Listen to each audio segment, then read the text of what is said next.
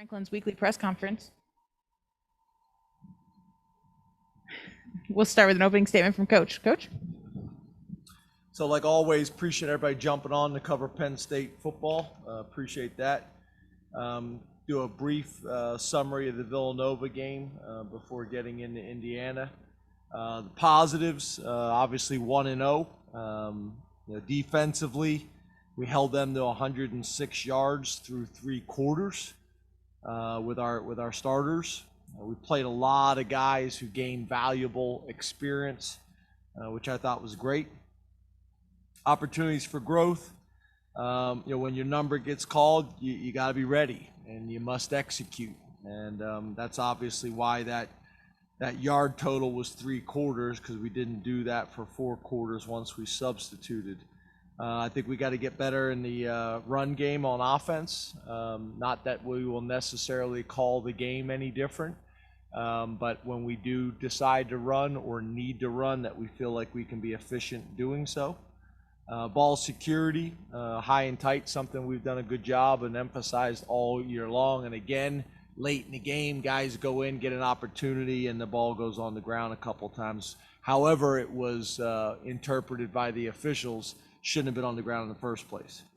And then punt locations. I think we can do a little bit better job with our punt locations to help our coverage units out as much as possible. Getting into Indiana and Tom Allen, obviously got a lot of respect for them and what they've been able to do, and specifically what Coach Allen's been able to do. You're talking about a team that's returning 22 starters from the previous season. And obviously they've gotten some momentum as a program and are really doing some nice things. When you talk about offense, defense, and special teams, Nick Sheridan, the offensive coordinator, I think does a really good job. They got a good system there.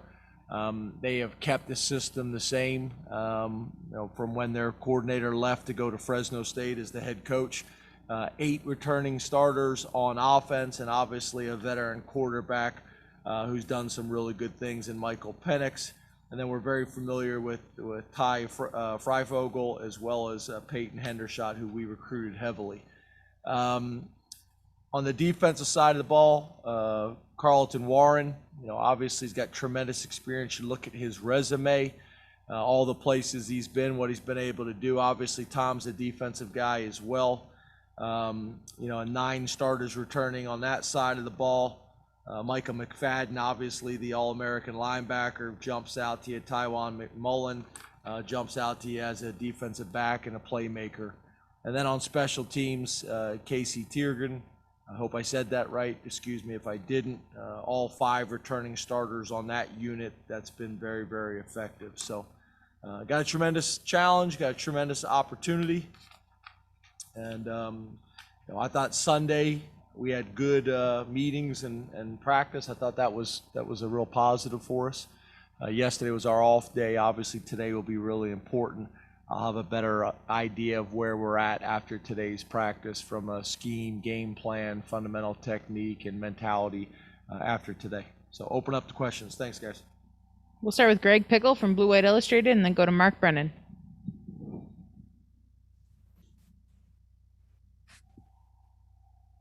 You got me? I do now. Yes, sir. Hey, Greg. All right. Good afternoon. How are you? Good. How are you, man?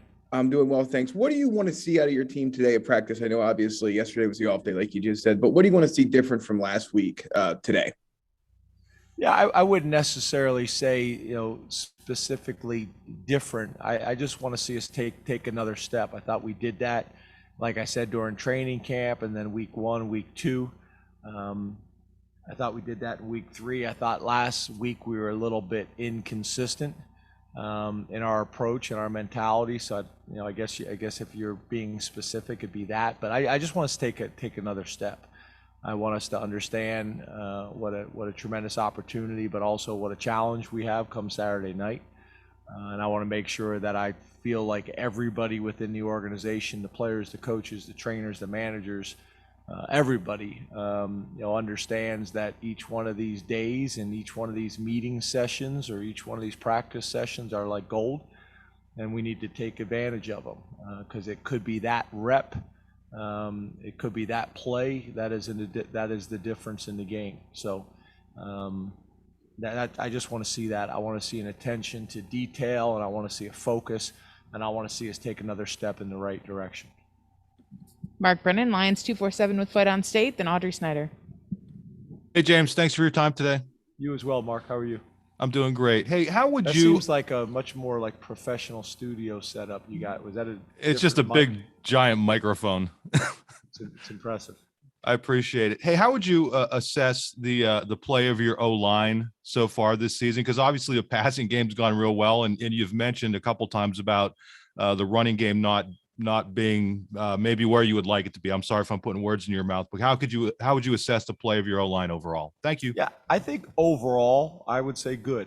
I think as a full group and a full unit, and obviously finding a way to be 1-0 each week and putting points on the board, and I think we have protected the quarterback better, probably in a 4-game stretch to start the season than we have in the past. I still think we can be a little bit better there. I'd like to see us play with a little bit more of an edge. I'd like to see us play with a little bit more of an edge, specifically in the run game, but really in the pass game as well. There's opportunities, when you're slide protecting or whatever it may be, and you don't have a threat in your gap, and you can go kick the defensive end or help the offensive tackle on the defensive end. I'd like to see us play with a little bit more of an edge. But overall, I'd give us a positive grade so far as an O-line unit. Audrey Snyder, The Athletic, and then Ben Jones. I wanted to ask about Audrey, could you start from the beginning? I don't know if I got the beginning cut off. Oh, I'm sorry. I said good afternoon. Good afternoon. I wanted to ask about your kind of where you think your pass rush is. Obviously, you guys blitz a lot, but when you're not blitzing, how do you think that rush has been? Yeah, I think you got to look at the whole picture, right? What are people doing to you? How many times are they actually dropping back? Or is it like Villanova's game plan, which was to quick game, RPO, cut, sprint out, get the ball, which was a smart plan, obviously. So I think you got to look at it all. I would like for us to get more pressure. I'd like for us to get more sacks. That will always be the case because they obviously are momentum and drive. They're drive killing plays. They're impactful. There's no doubt about it. I think it has an effect on the drive. It has an effect on people's ability to score. And I think it also has the impact on a quarterback psyche when he's just getting hit and pressured a lot. So there's a lot of reasons why it's important. But overall, I think we've been solid. I think we can be better in that area, more pressure, more sacks.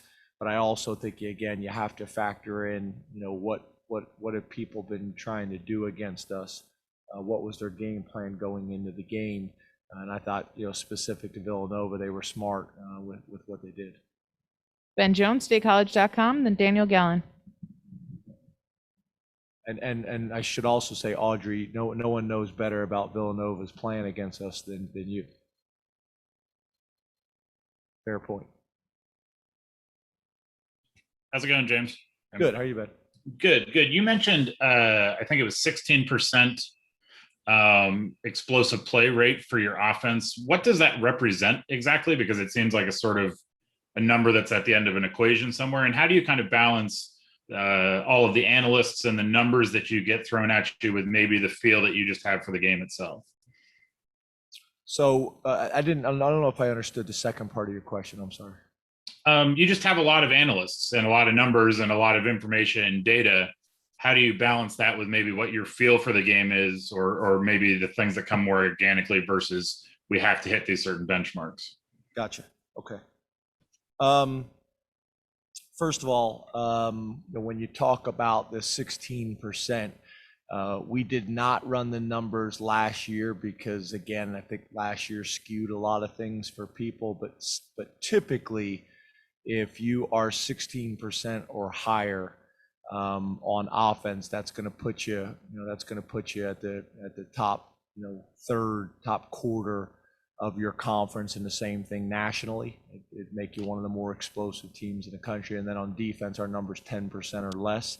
And again, that typically is going to put you in the top 2 or 3 in your conference, and one of the top, in the country as well, in terms of limiting explosive plays and creating explosive plays.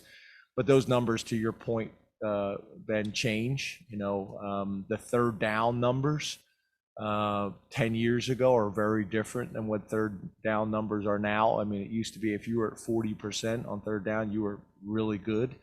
One of the tops probably in your conference, and now it's closer to about 50%.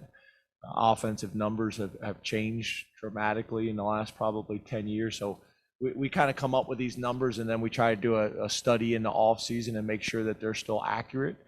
But again, we didn't do that this past year because you're not comparing apples to apples. In terms of the statement that you made, in terms of having a lot of analysts, we actually don't. We have about average of what most programs in the country have at this time.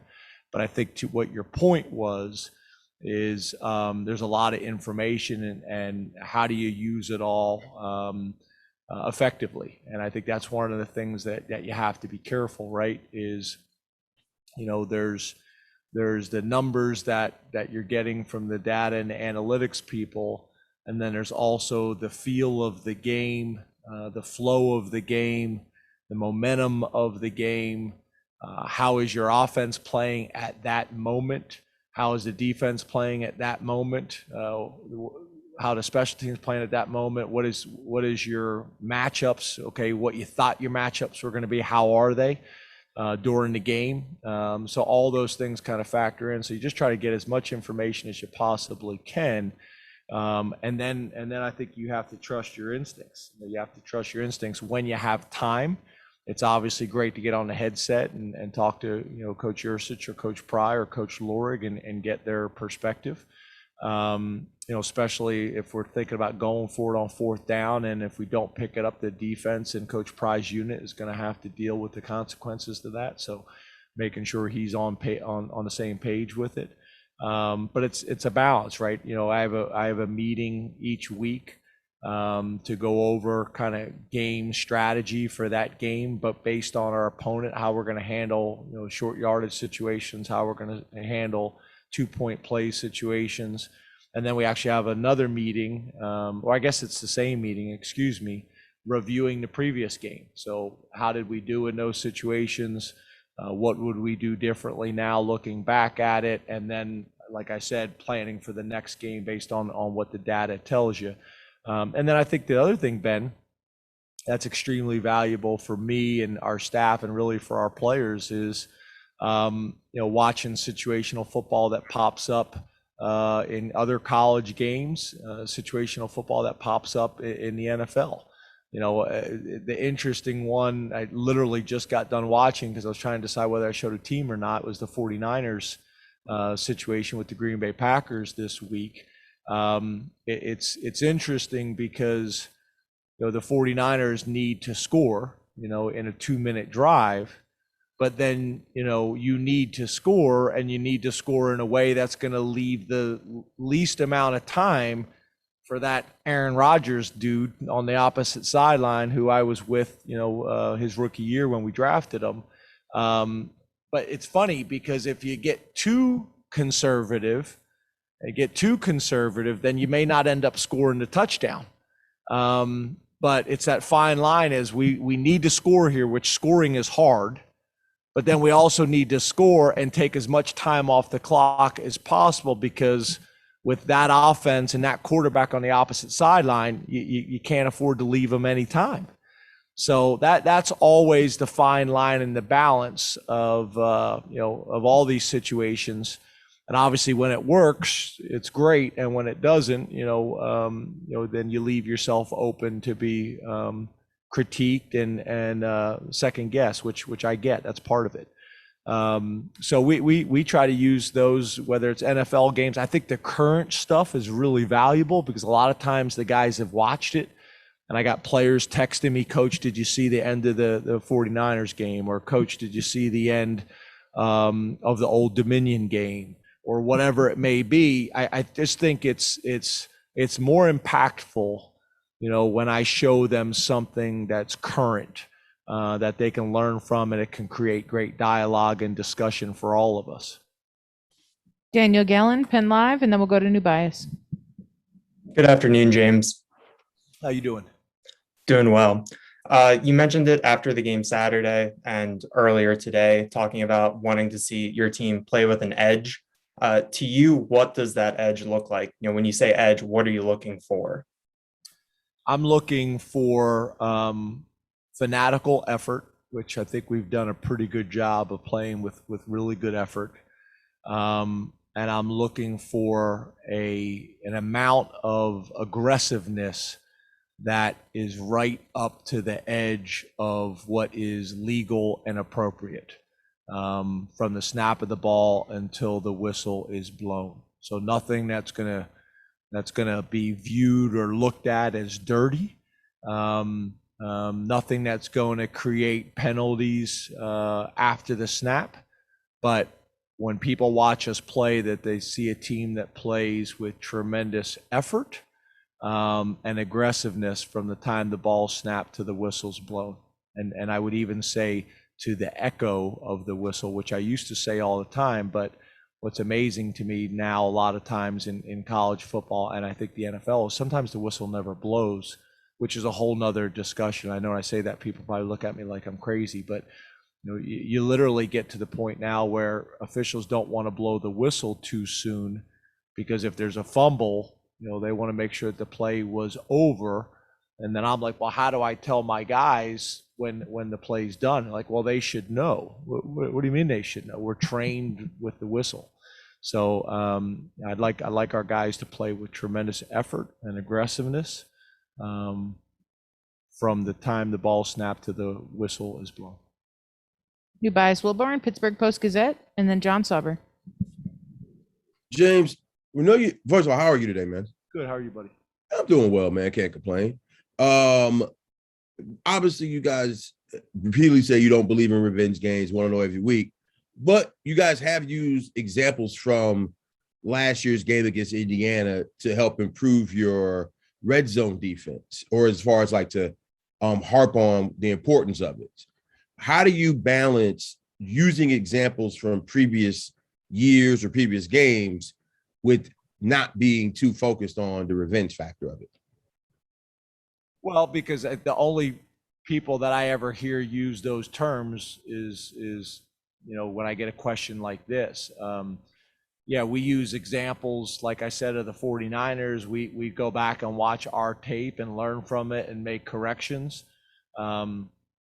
But our entire focus and energy is on beating Indiana this Saturday, this season. And although previous records, I think are interesting to look at, previous records against certain opponents and all these types of things, but at the end of the day, all that really matters is you have to find a way to beat the team that you are playing this Saturday. When we do our film breakdown, do we look at, especially at this point of the year where it's still fairly early, where you're looking at the most recent games played, and then do you also probably include our game last year? As long as most of the coordinators are the same, do you factor that in? Yes. But for us, we're trying to beat Tom Allen and the Indiana football team for this season and this season alone. John Sauber, Center Daily Times, then Mike Gross. Hi, James. Your top Hey, three John. receivers saw 75% of your team's target in the 2 games against Power 5 opponents, which were the only games you guys didn't go deep into the depth chart. Is that kind of the plan moving forward, to lean heavily on that top 3? And if not, how do you involve more guys offensively? Yeah, I think most people, right? I think that statistic is probably going to be pretty consistent for most people. Your starters are going to get most of your targets. I'd like the number to expand to 4 guys, and when I say 4 guys, I'm talking about the tight end position. whoever happens to be in on that time. But I think that's the important thing, right? You'd like to be in a situation where the team you're playing and the defensive coordinator you're playing doesn't really feel comfortable bracketing anybody because there's too many other guys that can hurt you. Okay, yeah, if we decide to bracket Jahan Dotson or bracket Parker Washington, then these other guys are going to hurt you, whether it's the tight end position or whether it's the X or whatever it may be. Keandre obviously shows that he can make some big plays. Our tight ends have showed that they can make some big plays. And then again, when we choose to run the ball, if you're effective and explosive in that area as well, now you just become really challenging to defend, especially when people know that Sean's got enough mobility. Sean had a big time play last year, a big run against them early in the game. But I think that's when you become really difficult to defend and have a chance to be elite on offense. Mike Gross, LNP News, and then Rich Scarcella. Good afternoon, James. How are you? Good, Mike. How are you, man? I'm good. I understand you called me Neil last week. Thank you. I consider that a compliment. Did I? So that's what they tell me. If I did, I apologize. That's okay. Anyway, when people talk about struggling in the run game, I think most people would think, your offensive line's got to fire off the ball and knock the guy opposite them backwards. But it seems like opposing linebackers have made an awful lot of plays against you so far this year. I thought the kid for Villanova had a great game. Obviously, Wisconsin, that was the case. Is there anything you can do better in terms of getting the linebacker level blocked or fooling the linebackers or whatever? Am I crazy, or is that a thing? No, I think it's fair. I think it's all of it, right? It starts with getting knocked back, on the line of scrimmage, and then it's talking about, getting knocked back on the down lineman and then double team into a linebacker. It's about breaking tackles and making people miss. And then it's how can you create some indecision and hesitation with them, with the motions and the shifts and some of the misdirection stuff, to keep them honest so they can't play as fast and as aggressive as they want. The RPOs play into that too. I'd also make the argument one of the reasons why we're throwing the ball so well is because people are committing so many people to the box to stop the run. So I think, Neil, like most things, right? It's not one thing. It's easy to talk just about the O-line. And like I said earlier, I think overall our O-line's playing pretty good. But it's a combination of all those things. And again, when we can become just a little bit more efficient in the run game and a little bit more explosive in the run game, then I think we got a chance to be really difficult to defend. I think it also helps you a little bit in the low red zone, and I think it also helps you a little bit in short yardage situations where people, feel like, again, that they have to defend both. Rich Scarcella, Reading Eagle, then Donnie Collins. Hi, James. How are you? Good. How are you?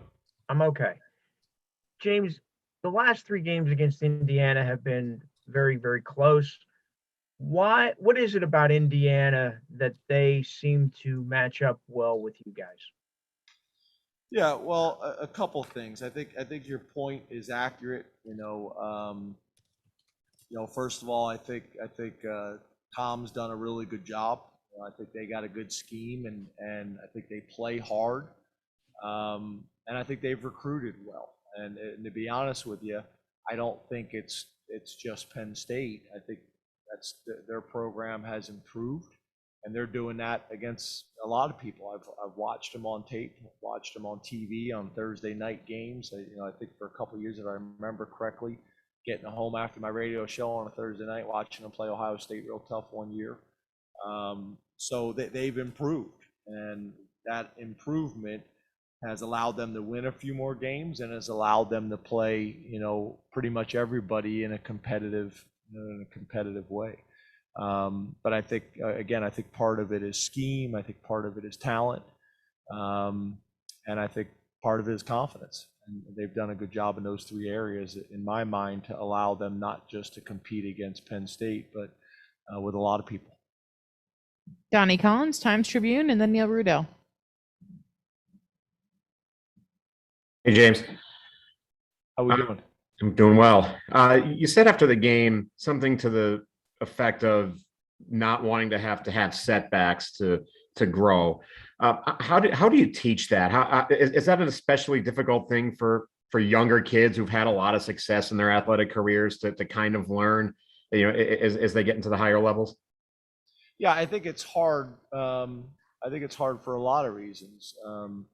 I think a lot of times for young people, the success sometimes can be more difficult to handle, to navigate than even the adversity is sometimes, And you're walking around on campus, everybody's patting you on the back and telling you how wonderful you are, and you're on social media and you're reading all the positive things, and it's easy to get caught up in that.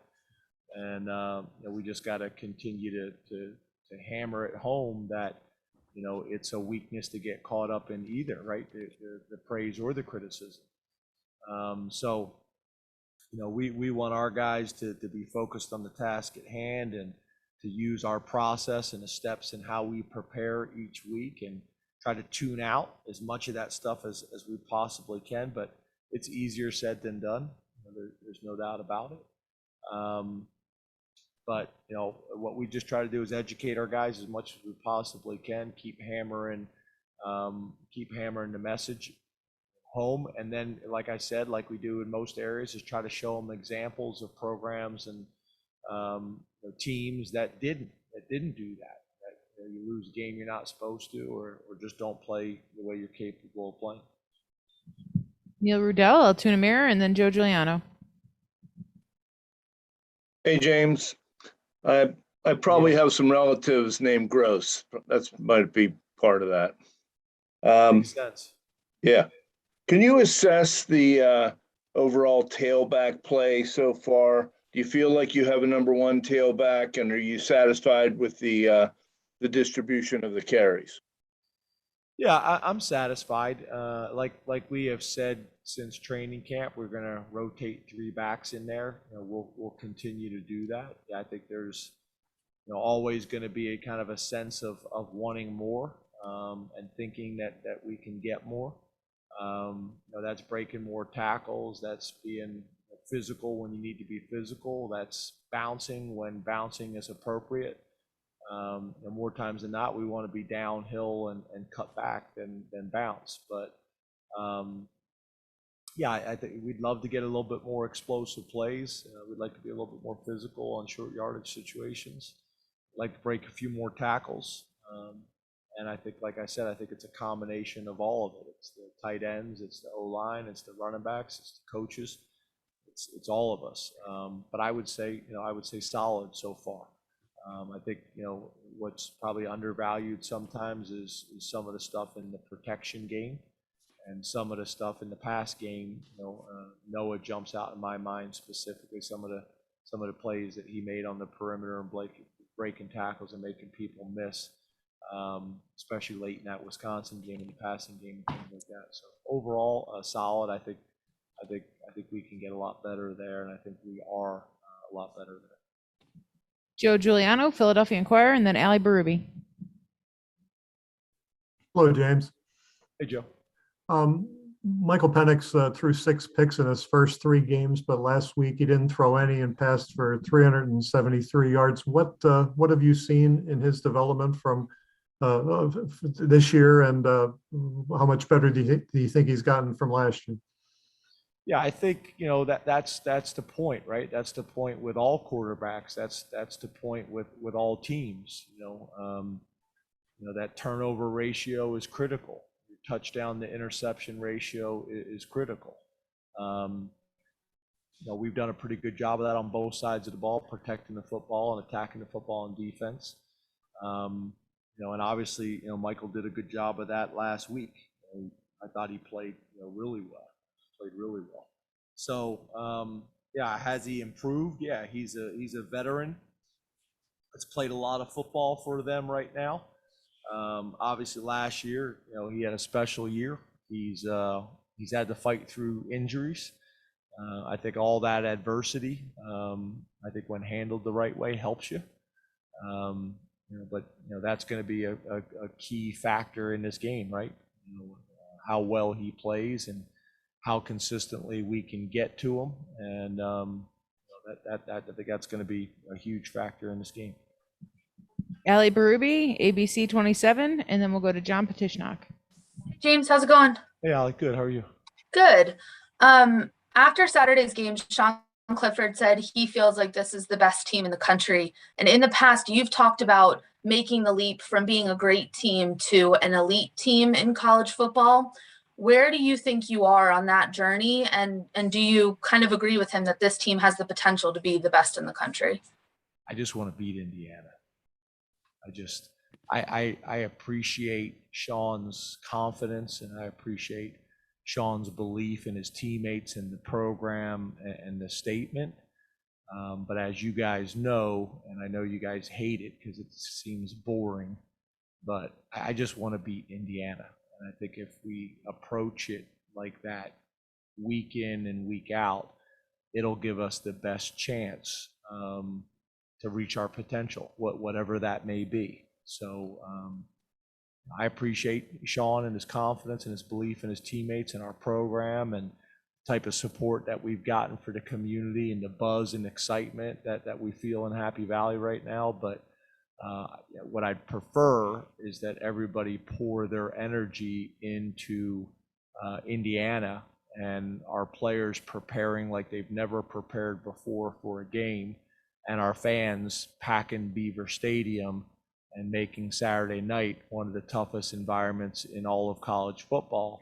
And then Saturday night, we can have another discussion about where we sit in the football hierarchy. And then I'll probably give you another boring answer. But I just want to find a way to beat Indiana. Dave Melandra from Nittany Lion Sports Wire, and then we'll go to Tyler Donahue.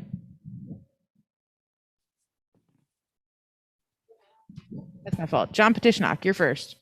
I'll go to Dave Melandra. Yeah, no worries, Chris. Hey, good afternoon, James. Appreciate your time today. You as well, John. Hey, I wanted to ask you about team arrival, specifically when the blue buses are pulling up to the stadium and you see the tailgating lots packed and the fans waiting for the team. Do you just mind sharing what's going through your mind and what is that moment like for you? I would say, appreciative and emotional. And it's really before that, you kind of get a sense, and I'm not even sure if everybody kind of knows the route we go, but, we come from the hotel, and instead of coming out there on the highway, we make a right and go down the street to the end of that street. It's kind of a cul-de-sac type deal. And then we just we hop the curb, about 70 miles an hour and then go through these it's kind of like a gravel road, and then we kind of weave our way back up, behind the intramural fields. And that's really kind of when you get the first kind of ideas. You make a right there, you see the stadium, and there's a family that sits there.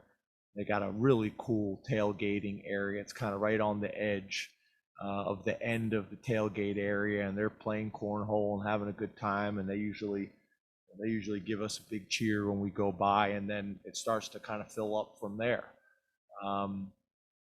And obviously, based on those fields and how packed they are, and kind of the drive down to the street there. To be honest, I don't know any names of streets in State College, but you get down to that street and you make the right. Chris, if you go left, it takes you to the stadium. You go right there, Fox Hollow. Yeah, you make the right there at Fox Hollow, and then before you go under the underpass, like you're going back to what's that, like Toff Trees. Thank you, everybody's helping me. Before you go under that underpass, go to Toff Trees, we actually make another left and kind of go back on like another gravel road. And just kind of as you're going, you kind of get a sense. There's people walking down the street. There's, the tailgate section is getting packed, and then we kind of make the left there by the law building, and there's like a student section that's like chaos back there. I probably shouldn't say that, but it's like chaos back there, and they're going crazy. And then you start to kind of work through campus, and everybody's either walking to the stadium or walking to that student tailgate area, and you just kind of, it starts to build, right?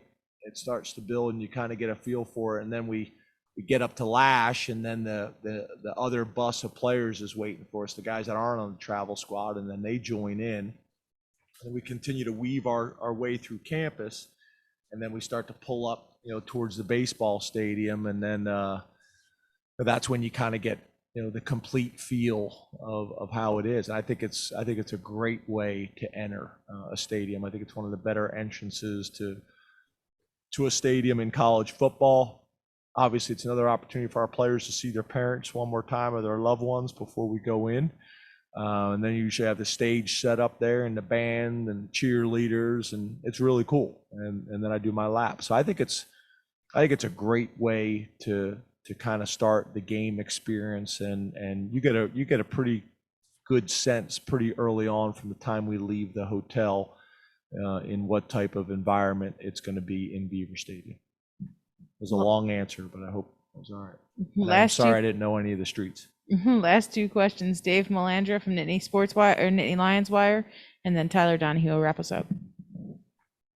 Hey, Coach, I got two-part question for you. One, is there anything in particular you can take away from your matchup against Indiana last year? And secondly, as you know, you don't like distractions, but what do you say to those high school recruits that are looking to potentially come to Penn State, but with your name being linked to the USC job? What is your message to them?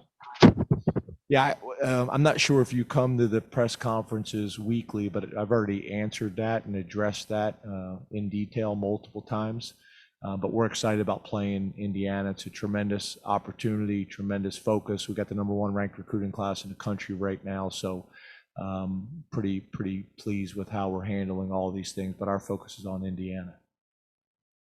Last question is to Tyler Donahue, Lions 247. Wanted to ask about your Is that your backyard, Tyler? I lost you. Now we got you. Got you back. Is that your Okay, backyard? yeah, this is my backyard. Yeah, I took it outside with the rain broken up here. It's a nice setting. Sorry, lost the ability to communicate with you for a moment there. Anyways, going back to post game Saturday, you talked about wanting to coach your team hard on Sunday, having an uncomfortable day, it sounded like, and you felt like, knowing what you knew about the team, they'd respond. How did you see that respond carry over coming out of the game? Well, I guess for me is I want to be strategic and intentional about everything that I do and everything that we do. I do believe that back to our kind of points earlier about being able to grow and learn through wins. I think coming in on a Sunday, I think you can be pretty aggressive in trying to get the things that need to get cleaned up after a win. I think people are less defensive and more open to hearing, the feedback, the constructive criticism, whatever it may be. That's as a staff, that's as players, that's all of us. And I feel like, our players kind of bought into that and understand that. I hear the veterans saying that to the young guys, in the locker room after the game. Those Sundays are really important. And to me, there's a big difference between corrections, or you just got beat by another really good player.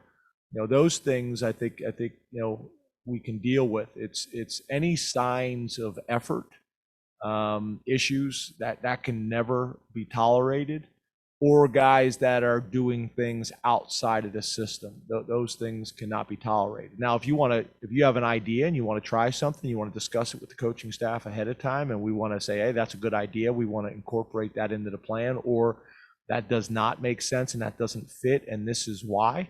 I think those things are all fine, and that's part of the process. But the stuff that you see on tape, specifically late in the game when we had guys in there that aren't normally getting as many reps, it's a great opportunity to kind of address those things and get those things fixed. And I thought Sunday was really good. I was a little edgy on Sunday, and again, that was intentional for everybody to make sure that we are not satisfied or complacent with where we're at. But again, today will be important. Sundays kind of, it's one thing to have a tough meeting, but you're out there in your shorts and still the weather's still beautiful and the music's going on at practice and all those types of things. But Tuesday's a work day. We're full pads and it's a work day, and Tuesdays and Wednesdays are usually very telling at what your mentality and your approach is like and what your culture is like. Thank you very much, Coach. Thanks everybody. Thanks, guys.